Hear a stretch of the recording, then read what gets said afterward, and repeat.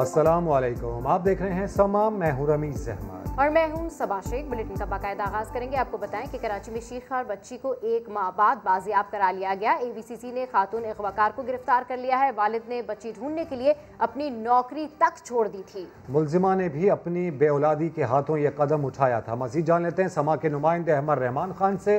अहमद, बताइएगा इस वाक़े पर AVCC हुकाम का मजीद क्या मौक़िफ़ है? जी बिल्कुल, AVCC पुलिस की जानिब से एक कार्रवाई जो है वो अमल में लाई गई है। न्यू टाउन थाने की हुदूद से 21 नवंबर को एक बच्ची को जो है वो अगवा किया गया था, 1 माह की बच्ची को।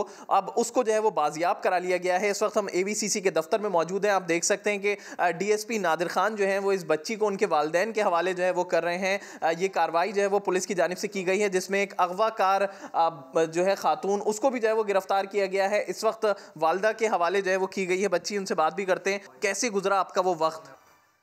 वो वक्त बहुत मुश्किल गुजरा। एक भाई जानती है कि बच्चे के बगैर कैसे बंदा रह सकते हैं। मारिया नामी खातून को गिरफ्तार किया गया है। उन्होंने इस बच्चे को इसलिए अगवा किया था क्योंकि उनकी शादी को 6 साल जो है वो गुजर गए थे और कोई औलाद जो है वो उनके यहाँ नहीं हुई थी। इसकी बिना पर उन्होंने इस बच्ची को जो है वो अगवा किया था। कोरंगी में कार्रवाई जो है वो AVCC की जानिब से की गई है, जिसमें बच्ची को भी बाजियाब कराया गया है और खातून अगवाकार को भी गिरफ्तार कर लिया गया है। जी, अपडेट्स के शुक्रिया अहमद। कराची से ही खबर, जहां के इलाके डिफेंस बदर कमर्शल में मुलाजमा घर का सफाया कर गई। मुलजिमा समीना ने घर के अफराद को कहवे में नशावर चीज मिलाकर पिलाई थी। कितना सामान ले गई और क्या कार्रवाई की गई है, जानते हैं समा के नुमाइंदे आमिर मजीद से। आमिर मजीद, कब से काम कर रही थी ये मुलाजमा?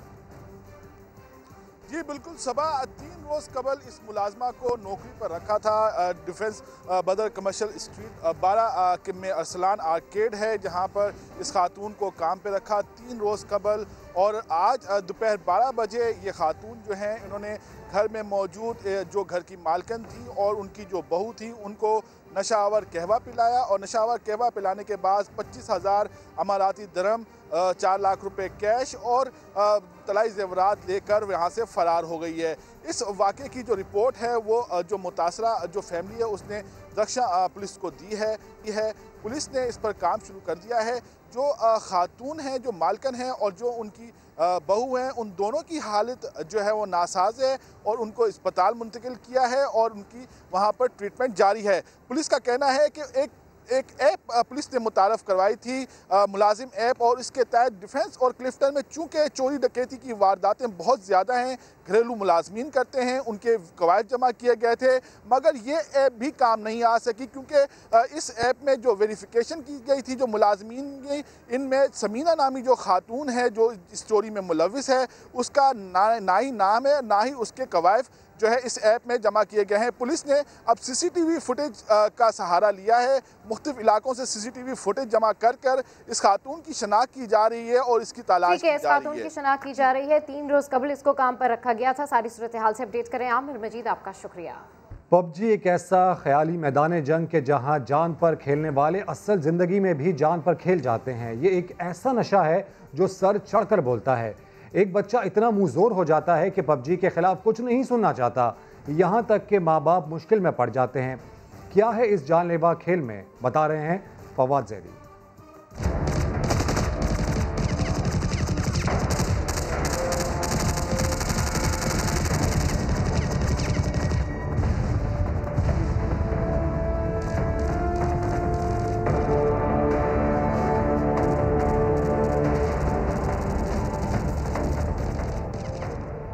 अरे ये मैं कहाँ आ गया? ये कौन सी दुनिया है? ओहो, यकीनन ये प्लेयर अननोन्स बैटल ग्राउंड यानी PUBG है। 100 खिलाड़ी अपने फ़ोन के ज़रिए इस ख्याली जजीरे में आमने सामने होते हैं। काम है असलहा ढूंढकर दूसरे को ठिकाने लगाना। ये गेम चंद साल पहले एक जापानी फिल्म के ऊपर बना, जिसमें चंद बच्चों को मौत तक आपस में लड़ते दिखाया गया है। यहाँ भी लड़ाई में जो जीता वही सिकंदर। तुम उस तरफ से लोगों को निशाना बनाओ, मैं ये साइड संभालता हूँ। ठीक है।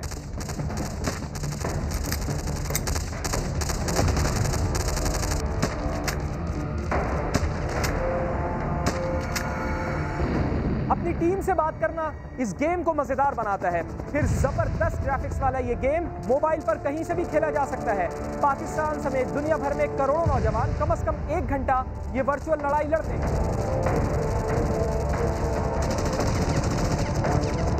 आपने देखा कि मैं कैसे गोलियों से बचा। बच्चों के लिए ये एक नशा बन चुका है। वो ऐसे खो जाते हैं कि पढ़ाई छोड़-छाड़ बाथरूम या कमरा बंद करके इसे खेलने से बाज नहीं आते। कोई मना करे तो तूफान मचा देते हैं। लेकिन बात यहीं तक महदूद नहीं, ये गेम बच्चों के जहन बदल रहा है। इस हद तक वो खेल खेलते खेलते अपनी जान पर खेल जाते हैं। और जाहिर है हकीकी जिंदगी में कोई सेकंड चांस नहीं।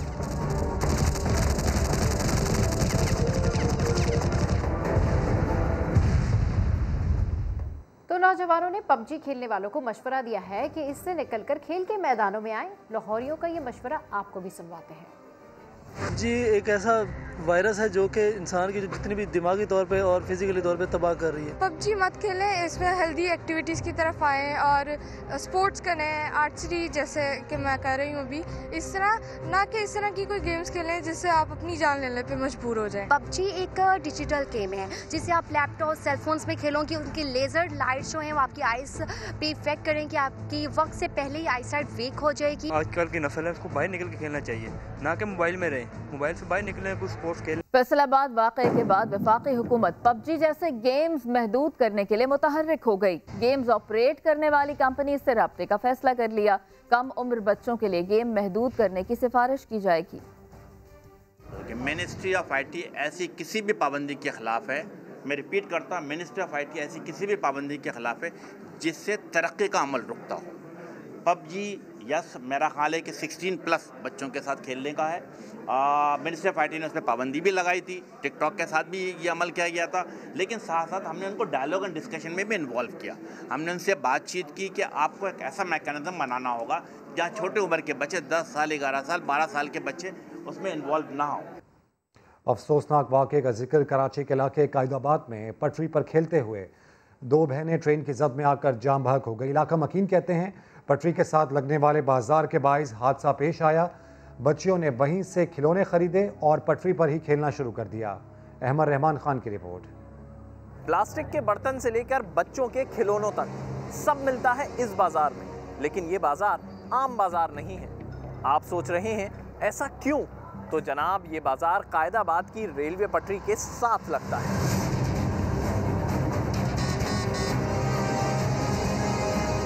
यहाँ से सामान खरीदने के लिए जान की बाजी लगानी पड़ती है। इलाका मकीन भी इस बाजार के खिलाफ हैं, लेकिन ना जाने रेलवे इंतजामिया क्यों खामोश है। जो नुकसान होना तो हो गया, बस ये मेहरबानी करो, जाग जाओ, ये जो दुकानें इधर ख़त्म करवा दो, ये आवाम की सपोर्ट के लिए कोई चीज़ कर दो, आपकी बहुत मेहरबानी होगी। इतवार को 2 कमसिन बहनें फरा और आयशा मामू के साथ इसी बाजार से गुब्बारे लेने गई थी। वापस आते हुए ट्रेन की जद में आकर जाम हो गयी। वालदा कहती हैं रेल की पटरी के साथ रुकावटें लगाई जाएं।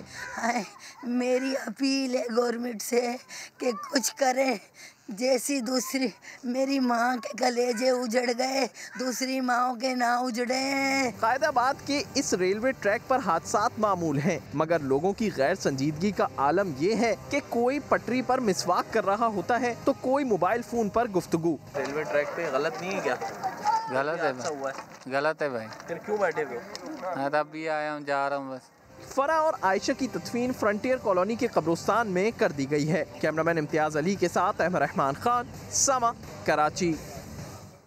आपको बताएं कि लाड़काना का बहादुर सिपाही अकेले 3 डाकुओं से मुकाबला करते हुए ये पुलिस एहलकार मोहम्मद रफीक बरोही शहीद हो गए।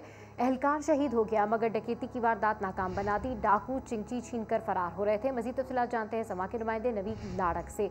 जी नवीद, अपडेट कीजिए इस कार्रवाई के हवाले से।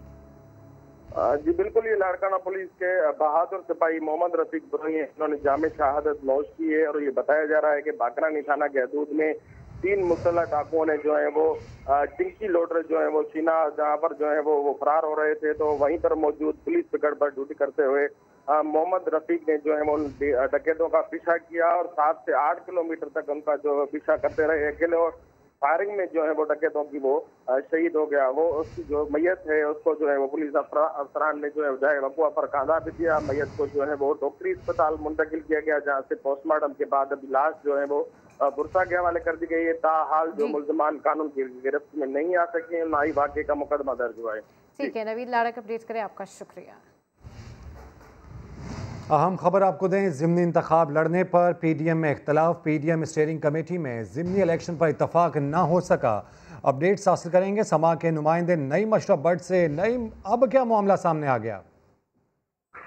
जी देखें, PDM जब से बनी है इसमें इतफाक कम, इख्तलाफ ही ज्यादा आ रहे हैं। हर मोड़ पे इनका इम्तहान जब आता है तो इख्तलाफ आ जाता है। अब एक बड़ा था कि ज़िमनी इलेक्शन, क्योंकि ये पॉलिटिकल पार्टीज हैं, ये कितनी हद तक खुद को इलेक्शन से बाहर रख सकती हैं, ये इम्तहान था। और इसमें फिर आज स्टीयरिंग कमेटी का इजलास था PDM की, वहाँ पर इख्तलाफ नजर आया।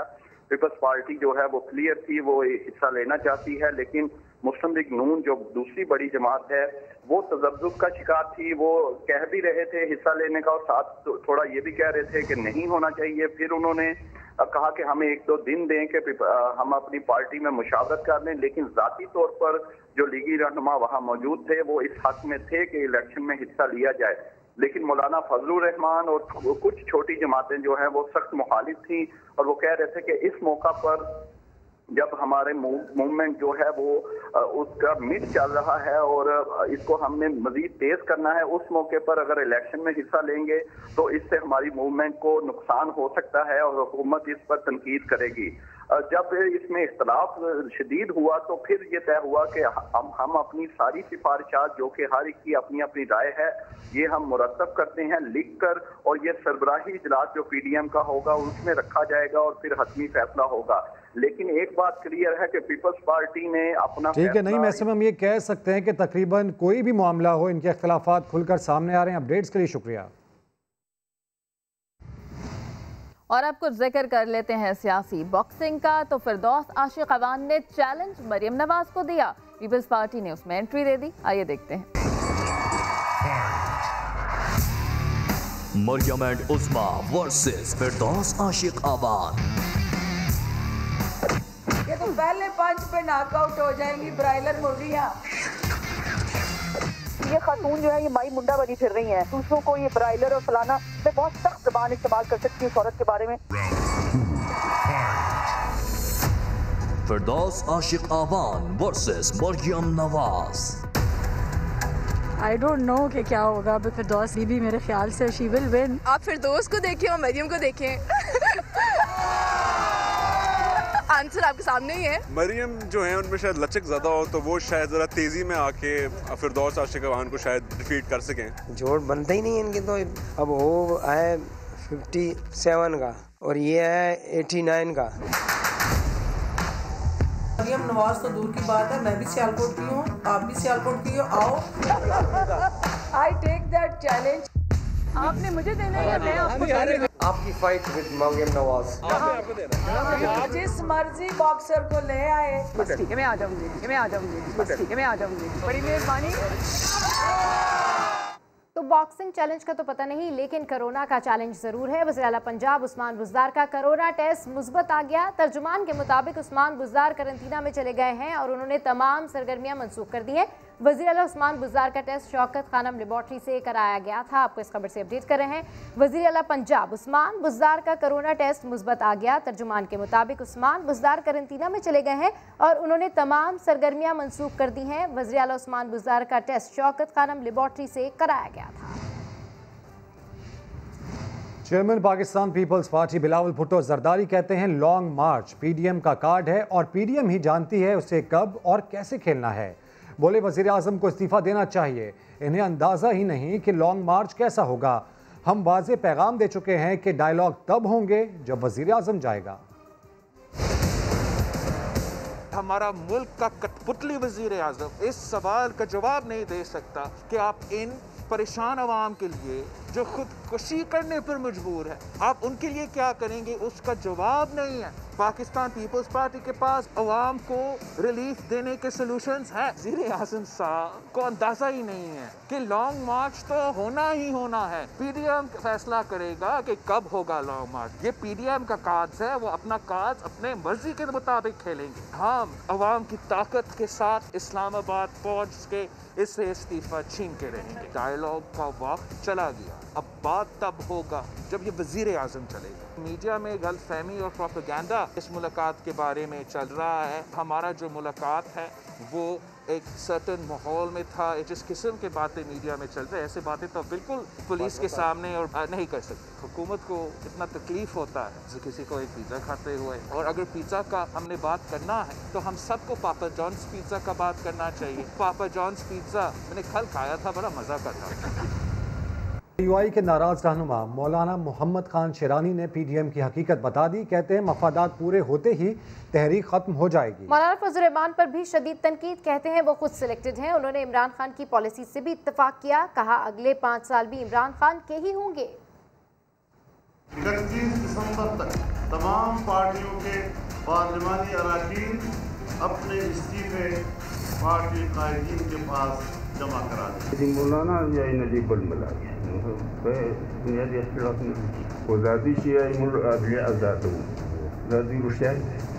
आईना मौलाना फजलुर रहमान को आईना, वो भी अपने और जेयूआई के सीनियर तरीन रहनुमा ने दिखा दिया।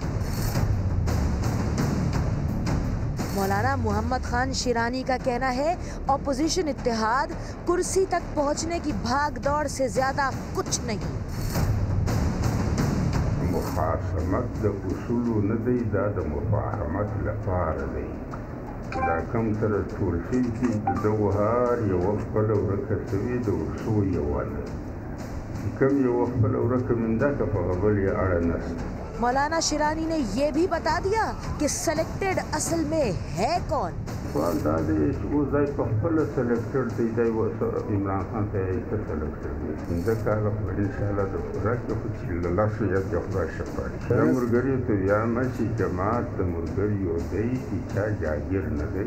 मौलाना शिरानी के मौलाना फजलुर रहमान पर अचानक इल्जामात के बाद जेयूआई ने 24 दिसंबर को पार्टी का आला सतह का इजलास तलब कर लिया है। मौलाना मोहम्मद खान शिरानी के बयान पर हुकूमती रहनुमाओं ने मौलाना फजल रहमान को आड़े हाथों लिया है। फैयाजुल हसन चौहान ने उन्हें झूठों का चीफ सेक्रेटरी करार दिया। फिरदौस आशिक अवान ने कहा फजल रहमान जलसों के बजाय नैब में जाएं, वहां मायूसी नहीं होगी। मौलाना साहब जब दिन बुरे आ जाएं फिर अपने भी साथ छोड़ जाते हैं, तो साया भी साथ नहीं देता। मौलाना शिरानी साहब ने पीडीएम का और खुसूसन मौलाना फजल रहमान साहब की सियासत का जनाजा जो है वो आज निकाला है। उनके घर से उनकी मंजी के नीचे डंडा फेर दिया गया। उन्होंने अपनी गुफ्तगू के जरिए से साबित किया कि मौलाना फजल रहमान साहब झूठों के चीफ सेक्रेटरी हैं। मौलाना साहब बजाय इसके वो स्टेज पे आके गुड्डा गुड्डी को दाएं बाएं लेके बगल में हुकूमत को ललकारें। बेहतर है कि वो नैब में जाके वहाँ जवाब दें और इंशाल्लाह उनको नैब मायूस नहीं करेगी। इस वक्त जो है वो बेगम सफदर अवान साहिबा का और बिलावल जरदारी साहब का कंधा इस्तेमाल करने की कोशिश कर रहे हैं, और इनका कोई किसी किस्म का इस्लाम के साथ और इस्लामी निज़ाम के साथ कोई लेना देना नहीं है। पीडीएम सरबराह मौलाना फजल रहमान पर हुकूमत के तनकीदी वार जारी हैं। जायदाद की कीमत कम बताने का इल्ज़ाम। फैसल वाडा ने असास से 10 गुना इजाफी रकम पर खरीदने की पेशकश कर दी। इस्लामाबाद से वहाब कामरान की रिपोर्ट। विफाकी वज़ीर आबी वसाइल और वज़ीर अमूर कश्मीर और गिलगित बल्तिस्तान की मौलाना फजल रहमान के खिलाफ धुआंधार प्रेस कॉन्फ्रेंस। फैसल वावड़ा ने इलेक्शन कमीशन में जमा गोशवारों का पोल खोल दिया। बोले बंगला 30 करोड़ रुपए का, मगर मौलाना ने कीमत बताई सिर्फ 25 लाख। 10 करोड़ रुपए मालियत की जायदाद सिर्फ 15 लाख रुपए जाहिर की गई। वज़ीर आबी वसाइल ने तो मौलाना की जायदादें बताई गई कीमत से 10 गुना मुनाफे पर खरीदने की पेशकश भी कर दी। 25 लाख रुपए का घर है मौलाना, 25 लाख का घर मैं 50 में लेता हूँ, 75 में लेता हूँ, करोड़ में लेता हूँ, 1.25 में लेता हूँ, 1.5 में लेता हूँ, 1.25 में लेता हूँ, 2.5 में लेता हूँ, 3 में देता हूँ। बैठे बैठाए इतना प्रॉफिट तुझे दे रहा हूँ। बेचो, आपने क्या नौकरी की थी, आपका क्या कारोबार था? अली अमीन गंडापुर का 3 सवालों के जवाब ना मिलने का शिकवा। रियासत मुखालिफ बयानिए पर मौलाना के खिलाफ कानूनी चाराजोई का ऐलान भी कर दिया। बैनुल-अक़वामी इदारों के साथ से काम किया और पाकिस्तान को कमजोर करने का काम किया, उसका जवाब तो मैं अदालत में से ले लूंगा। फैसल वावड़ा ने कहा कि मौलाना की दुबई में अरबों रुपए की जायदाद की भी छानबीन की जाएगी। वजीर आबी वसाइल ने एक सवाल पर lieutenant general retired Asim Salim Bajwa की अमेरिका में जायदाद भी दोगुना कीमत पर खरीदने की ऑफर कर दी। कैमरामैन चंगेज चौधरी के साथ वहाब कामरान, समा, इस्लामाबाद। वजीर दाखिला शेख रशीद अहमद कहते हैं फजलुर रहमान समेत 4-5 सियासतदानों की जान को खतरा है। मौलाना इसी असम्बली को नाजायज़ कह रहे हैं जिसमें वो खुद सदारती उम्मीदवार थे। इमरान खान ऐसी कानून साजी करेगा कि आइंदा कभी किसी के पास सेनेट में 2/3 अक्सरियत नहीं होगी। 20 एक लोग हैं जिनको लाइफ थ्रेट है, 4-5 सियासतदान, 2-3 अपोजिशन के हैं और उन पर पहले भी हमले हो चुके हैं, जिसमें खास तौर पर मौलाना फजलुर रहमान शामिल हैं। मुझे यकीन है कि PDM में सेनेट इलेक्शन में हिस्सा लेगी। इमरान खान ऐसी कानून साजी करेगा आइंदा आने वाली नस्लों में भी ये 2/3 की फिर सेनेट में किसी के पास अक्सरियत नहीं होगी। मसाइल का हल असम्बलियों से निकलेगा। फजलुर रहमान साहब इस असम्बली को नाजायज कह रहे हैं जिसमें वो सदारती उम्मीदवार थे। कोई असम्बली ऐसी नहीं छोड़ी जिसमें उन्होंने हाई पोस्ट के लिए इलेक्शन ना लड़ा हो। फजलुर रहमान का कोई सियासी मुस्तकबिल नहीं है। मौलाना फजलुर रहमान इस जो कुछ भी हो रहा है उसके मेन महवर हैं और उन्हीं ने नवाज शरीफ को आगे लगाया हुआ है। हिंदुस्तान पाकिस्तान के मसलों में मदाखलत अंदरूनी पहले ही कर रहा है, इंतशार और खलफशार की, और अगर उसने पाकिस्तान की सरहदों की तरफ देखा तो ये आखिरी जंग होगी। ना मंदिरों में घंटियां बजेंगी, ना घास उगेगी, ना चिड़ियां चहकेंगी, क्योंकि हम पाकिस्तान की अमन की बात चाहते हैं, हम पाकिस्तान को आगे ले जाना चाहते हैं। एक और अहम बयान का जिक्र लीगी रहनुमा शाहिद खाकान अब्बासी कहते हैं कि एस्टेब्लिशमेंट से कोई झगड़ा नहीं, चाहते हैं मुल्क आइन और कानून के मुताबिक चले। नाइंसाफ़ी का निज़ाम नहीं चल सकता। जलसों से कोरोना नहीं फैला, असल कोरोना इस्लामाबाद में है, जिससे छुटकारे के लिए लॉन्ग मार्च ज़रूरी होगा। ये पहली पाकिस्तान की हुकूमत है जिसके वज़ीर-ए-आज़म, जिसके वजीर झूठ बोलने को पर फख्र महसूस करते हैं। जिससे रेलवे नहीं चलती उसको मुल्क की वज़ीर दाखिला दे देते हैं। जो वज़ीर दाखिला होता है उसको नारकोटिक दे देते हैं। और एक साहब थे जिनको सुप्रीम कोर्ट ने निकाला, उनको वापस रेलवे का वजीर बना दिया। ना हमारा झगड़ा एस्टेब्लिशमेंट से, हम तो कहते हैं यार मुल्क आइन के मुताबिक चले। जो आइन तोड़ता है हम उसके खिलाफ, जो इलेक्शन चोरी करता है हम उसके खिलाफ है। कोरोना जो है वो इस्लामाबाद में है, जब तक ये कोरोना खत्म नहीं होगा मुल्क के मामला बेहतर नहीं होंगे। और आज इस मुल्क में जहाँ पर बड़ी खराबियाँ हैं उसमें एक बड़ी खराबी नैब का इदारा है। ये सिर्फ पैसे बनाने का एक तरीका है। ये पाकिस्तान का सबसे करप्ट इदारा है और इनका सिर्फ ये काम है पॉलिटिकल इंजीनियरिंग करें। ये मैं नहीं कह रहा, ये सुप्रीम कोर्ट की डायरेक्शन है। जो नाइंसाफ़ी का निज़ाम है कभी चल नहीं सकता। लॉन्ग मार्च होगा और वहीं से पाकिस्तान की रिलीफ मिलेगी। तो हुकूमत सिंध ने गैस बहरान का सारा मलबा विफाक पर डाल दिया। वज़ीर आज़म इमरान खान को घर जाने से मुतालिक मुर्तज़ा वहाब के मशवरे पर खुर्रमशेर ज़मान ने सूबे भर में पानी, तालीम और दीगर बुनियादी सहूलतों के बहरान गिनवा दिए।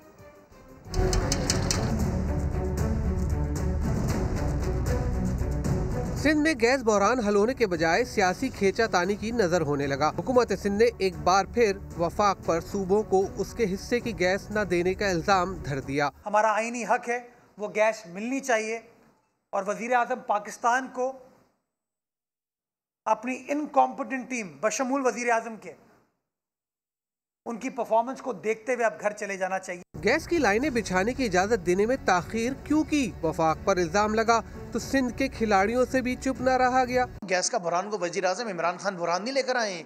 इनसे पूछें जो 4 बारियां कर आए, 4 बारियां नवाज शरीफ की, 4 बारियां जो है पाकिस्तान पीपल्स पार्टी की, इन्होंने अपने दौरों के अंदर क्यों नहीं वेल्स खोदे, क्यों नहीं जाके उसकी रिसर्च के ऊपर और काम किया? एक दूसरे को जिम्मेदार ठहराने वाले मसले का हल नहीं निकाल रहे और खुमियाजा भुगतना पड़ रहा है आवाम को। पीपल्स पार्टी सिंध में मुसलसल 13 साल, जबकि तहरीक इंसाफ वफाक में 2.5 बरस से बरसरे इक़्तिदार है, मगर साल से जारी गैस का बहरान आज तक नहीं टल सका। कैमरामैन अली मुशर्रफ के साथ संजय साधवानी, कराची।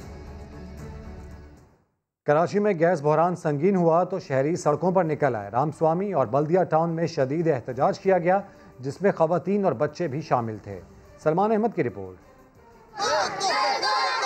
चूल्हे ठंडे, दिमाग गरम, शहरी और करें भी तो क्या, गायब गैस ने कराची के बेशतर इलाकों में बसने वालों का खाना पीना ही बंद कर दिया। बल्दिया टाउन हब रिवर रोड पर मर्दों के साथ खवातीन और बच्चे चले आए और शदीद एहतजाज किया। एक महीने से हमारा घर में गैस नहीं, होटल का हम कितना खावे, लकड़े कैसे जलावे, आंखें जल रही है। ऐसा हाल हो गया है कि लोगों के हाथ जल गए। ये मेरे हाथ खुद देखे, मेरा खुद हाथ देखे, इसी तरह औरतों के दूसरों के हाथ देखे काले राख हो चुके। सिर्फ बल्दिया ही नहीं, राम स्वामी के इलाके में भी खवातीन ने गैस न आने पर मुजाहरा किया। दावा किया कि कारोबार करने वालों को गैस सप्लाई करके रिहायशियों को महरूम रखा जा रहा है। बच्चे मेरे भूखे मर रहे हैं, कामों पे नहीं जा रहे, भूखे काम पे जा रहे हैं। अब मेरे शुगर की मरीज, मेरे पाँव कप पा रहे हैं खड़े में भी। तो भाई नहीं कर सकते हो तो हमको ऐसा ही मार दो, ऐसे ही मार दो हमको। हमारे इलाके में गोलगप्पे बन रहे हैं, जिनकी जो गैस हमारी खींच रहे हैं, जो रिहाइश वालों को गैस नहीं मिल रही, जो तिजारत कर रहे हैं उनके यहाँ गैस आ रही है। सब अच्छा है कि रिपोर्ट देने वाली सुई सदरन कंपनी आम आदमी की शिकायत गैस की तरह उड़ा रही है। खवातीन का इस तरह सड़कों पर गैस सिलेंडर के साथ एहतजाज इनके वोटों से कामयाब होने वाले हुकूमती ऐवानों में बैठे नुमाइंदगान से सवाल करता है कि आखिर इनसे जीने का हक क्यों छीना जा रहा है। कैमरामैन मोहम्मद रिजवान के साथ सलमान अहमद, समा, कराची।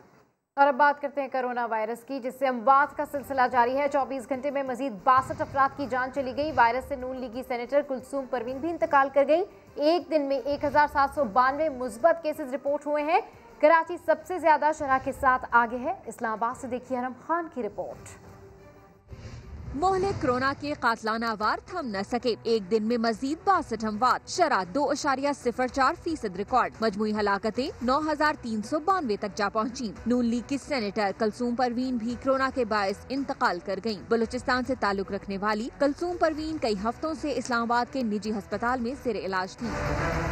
NCOC के मुताबिक गुज़िश्ता 24 घंटे के दौरान मुल्क भर में 34,772 कोरोना टेस्ट किए गए। 1,792 अफराद में वायरस की तस्दीक हुई। नए केसेस के बाद मुल्क में एक्टिव केसेस 40,491 हो गए। 2,403 मरीजों की हालत तशवीशनाक करार। कोरोना केसेस का सबसे ज्यादा तनासुब कराची में 13.01% रिकॉर्ड। लाहौर में शरह 9.49%, मीरपुर 8.47 और पेशावर में शरह 6.36% रही। सूबों में सिंध 7.91% शरह के साथ पहले नंबर पर। आजाद कश्मीर में शरह 8.25%, खैबर पख्तूनख्वा में 6.41% है। अरहम खान, समा, इस्लामाबाद। सऊदी अरब ने कोरोना वायरस के बाइस तमाम बैनुल अक़वामी परवाजें एक हफ्ते के लिए मनसूख कर दी। खत लिखकर पाकिस्तान को भी आगाह कर दिया। इस्लामाबाद से शहजाद अली की रिपोर्ट। कोरोना वायरस की खतरनाक होती दूसरी लहर से बचाव के जतन। सऊदी अरब ने बैनुल अक़वामी परवाजों पर एक हफ्ते के लिए पाबंदी लगा दी। सऊदी हुकाम ने फ्लाइट मनसूखी के हवाले से पाकिस्तान को भी खत के जरिए आगाह कर दिया। मरासले में ये भी वाज़ेह किया गया है कि अगर वबा की मौजूदा सूरत हाल जारी रही तो पाबंदी में तोसी भी की जा सकती है। सऊदी फैसले के बाद कौमी एयरलाइन ने आज जद्दा, मदीना मुनव्वरा और दमाम जाने और वहाँ से पाकिस्तान आने वाली तमाम परवाजें मनसूख कर दी हैं। इनमें Lahore Jeddah Lahore, Islamabad Dammam, Lahore Dammam, Karachi Medina और मदीना मुल्तान परवाजें शामिल हैं। तर्जमान PIA के मुताबिक जब तक सऊदी अरब से दोबारा इजाज़तनामा नहीं मिलता परवाजें मनसूख रहेंगी। मुतासरा मुसाफिरों को परवाजें बहाल होते ही नई फ्लाइट्स में एडजस्ट किया जाएगा। कुछ बात करते हैं सकाफत की, जो किसी भी इलाके में बसने वाले लोगों की पहचान होती है। बल्तिस्तान की एक ऐसे ही मुनफरिद और कदीम महफंग त्यौहार जश्न आज भी जिंदा है। ये त्यौहार हर साल 21 दिसंबर की शाम को मनाया जाता है। आपको इस खबर से अपडेट कर रहे हैं। इस त्यौहार के हवाले से आपको अपडेट करें कि सकाफत किसी भी इलाके में बसने वाले लोगों की ये पहचान होती है और बल्तिस्तान में मनाया जाने वाला ये महफंग त्यौहार जश्न आज भी जिंदा है। ये त्यौहार हर साल 21 दिसंबर की शाम को मनाया जाता है। समा की स्क्रीन पर आप ये मनाजिर भी देख सकते हैं। ये त्यौहार के मनाजिर जो कि बल्तिस्तान में मनाया जा रहा है और ये एक रिवायती किस्म का त्यौहार है। आप देखें कि किस तरीके से लोग आग के गिर्द घूम रहे हैं, जश्न मना रहे हैं, खुशियां मना रहे हैं। आपको सकाफत के हवाले से अपडेट कर रहे हैं। दूसरे T20 में ग्रीन शर्ट्स की हार की वजह क्या डटकर खाबे के मजे उड़ाना बना। खिलाड़ियों ने दूसरे T20 से पहले हैमिल्टन में दावत के मजे उड़ाए। दी दुनिया कुछ खा ले पी ले मौजुड़ा, कुछ खा ले पी ले मौजुड़ा। चटपटे और लजीज खानों से सजी मेज, दस्तरखान पर मौजूद हैं मुरगन ग़िज़ाएं। मेहमान कोई और नहीं, पाकिस्तानी क्रिकेटर्स हैं। दूसरी T20 से पहले टीम ने हैमिल्टन में दावत उड़ाई। क्या कप्तान और क्या खिलाड़ी, सब ही शरीक थे। एक जानिब फिटनेस के सख्त मयारात के दावे, दूसरी जानिब मुरगन ग़िज़ाएं। क्या ये तज़ाद नहीं? दावत का एहतमाम एक हिंदुस्तानी मुसलमान की जानिब से किया गया था। पाकिस्तान और न्यूजीलैंड के दरमियान तीसरा T20 कल खेला जा रहा है। व्हाइट वॉश से बचने के लिए ग्रीन शर्ट्स को मैच जीतना लाजमी होगा। सीरीज हारने के बाद व्हाइट वॉश से बचने का ये मिशन। न्यूजीलैंड के खिलाफ टेस्ट सीरीज के लिए 17 रुकनी स्क्वाड का ऐलान कर दिया गया। बाबर आजम और इमामुल हक पहले टेस्ट से बाहर, मोहम्मद रिजवान कप्तानी करेंगे। इमरान बट को पहली बार टेस्ट स्क्वाड में शामिल कर लिया गया।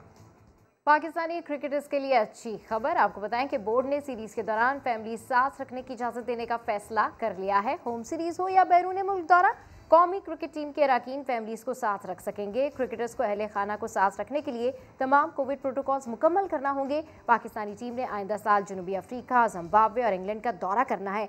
ये फैसला आइसोलेशन के दौरान क्रिकेटर्स की जहनी कोफ्त को मद्देनजर रख के किया गया है। स्पेनिश फुटबॉल लीग में रियल मैड्रिड ने बार को 3-1 से हरा दिया। इंग्लिश प्रीमियर लीग में मैनचेस्टर यूनाइटेड ने लीड्स यूनाइटेड को 6-2 से ज़ेर किया। और अभी आपको बताएं कि पाकिस्तान की 3 कंपनीज ने फोर्ब्स मैगजीन की $100 बिलियन लिस्ट में जगह बना ली। कंपनीज के लिए पाकिस्तान स्टॉक एक्सचेंज में एजाजी तकरीब मुनक्किद की गई। रिपोर्ट कर रहे हैं रिजवान आलम।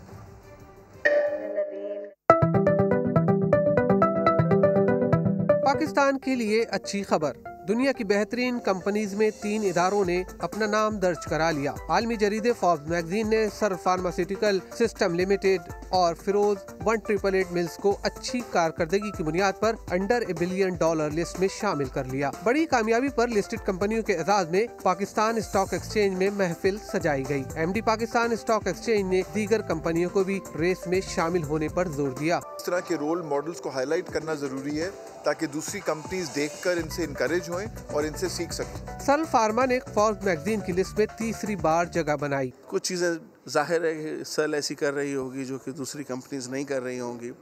डेफिनेटली एक तो जो हमारी परफॉर्मेंस है over the years and years वो बहुत अच्छी है। हमारे शेयर होल्डर्स बहुत खुश हैं हमसे। टेक्सटाइल कंपनी फिरोज 1888 मिल्स के जनरल मैनेजर मोहम्मद शाहिद ने कामयाबी का राज बता दिया। हमारे यहाँ जो सिस्टम्स हैं वो बेहतरीन सिस्टम्स हैं जो हमारी कंपनी ने जो अडॉप्ट किए हुए हैं, और दूसरे जो टेक्नोलॉजी है, लेटेस्ट टेक्नोलॉजी की मशीनरी इंस्टॉलेशन हुई हुई है, जिसकी वजह से हमें एक एज मिलता है दूसरी कंपनीज के ऊपर। आलमी सतह पर हजारों कंपनियों के बीच अपनी पहचान कराना यकीनन एजाज की बात है। माशी पॉलिसियों में मजीद बेहतरी और मुकामी कंपनियों की जद्दोजहद मुस्तकबिल में मुल्क का नाम और ऊंचा कर सकती हैं। कैमरामैन कासिम रईस के साथ सैयद रिजवान आलम, समा, कराची। ब्रेक के बाद आप देख सकेंगे प्रोग्राम 7 से 8। देखते रहिए समा।